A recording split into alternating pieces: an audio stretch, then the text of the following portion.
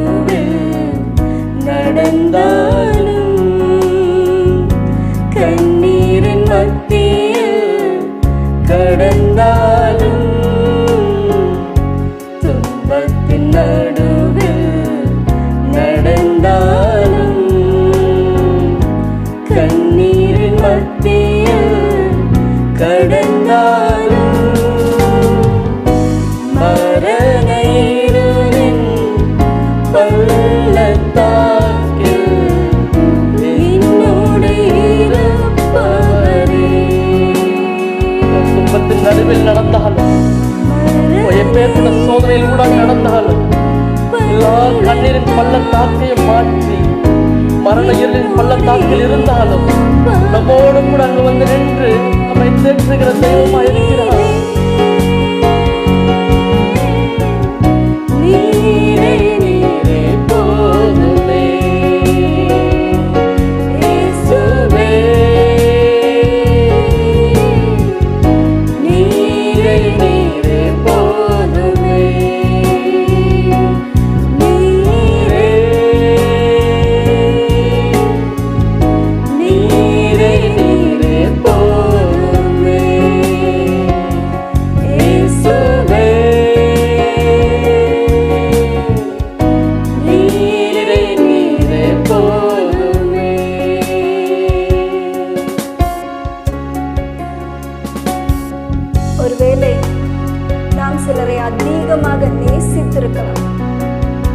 நாம் அவர்கள் மேல் வைத்த நேசத்தின் நிமித்தம் அவர்களை நாம் அதிகமாய் நம்பி இருக்கலாம். ஆனால் இந்த உலகத்தின் அன்பு நம்மை எப்பொழுதும் குழியில் தூக்கி போட்டுவிடும். அன்றைக்கும் யோசேப்பு அப்படிதான். தன்னுடைய சகோதரர்களை அதிகமாய் நேசித்தான், அவர்களை அதிகமாய் நம்பினான். ஆனால் அவர்கள் அவனை குழியில தூக்கி போட்டார்கள். ஆனால் தேவன் அவனை ஒரு நாளும் கைவிடவில்லை. அவர் அவனை குழியிலிருந்து தூக்கி பிரபுக்களோடும் ராஜாக்களோடும் உட்கார வைத்தார். இன்றைக்கும் நீங்க ஏமாந்து போயிருக்கலாம். அநேகம் பேரை நேசித்து நம்பி ஒரு பெரிய ஏமாற்றத்துக்குள்ளாக இருக்கலாம். ஆனால் தேவனை பார்த்து, அப்பா நீர் போதும், நீங்க மட்டும் எனக்கு போதும் என்று சொல்லும் பொழுது அவர் கரத்தை பிடித்து தூக்கி நம்மை ராஜாக்களோடு உட்கார வைக்க போதுமானவராக இருக்கிறார்.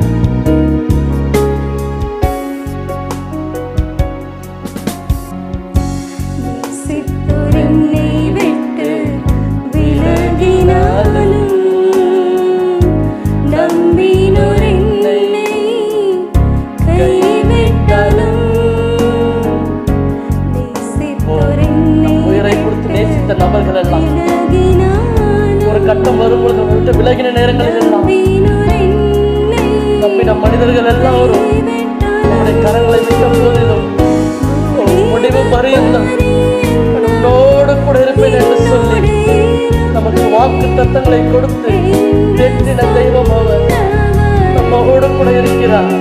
அவர் நமக்கு போதுமானவராய் இருக்கிறார்.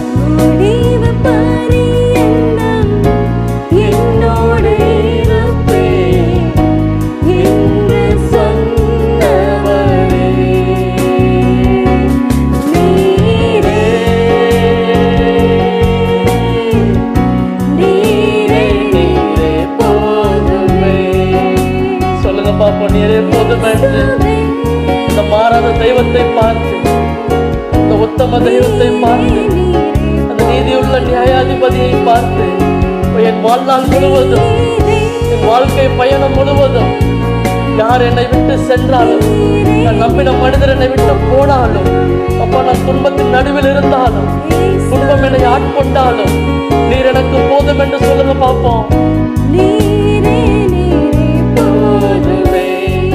எங்களேசுவே நீரே, எங்களேசு நீர் போதும் அப்பா.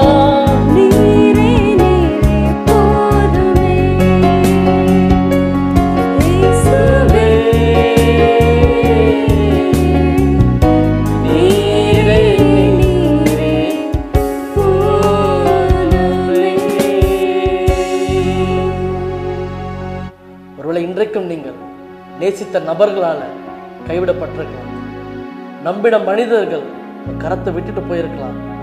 ஒருவேளை துன்பத்தின் நடுவாக மரண பயத்தில் இருந்து கொண்டிருக்கலாம்.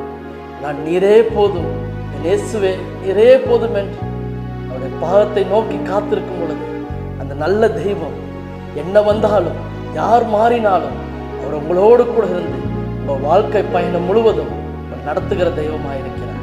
ஆமென். God bless you.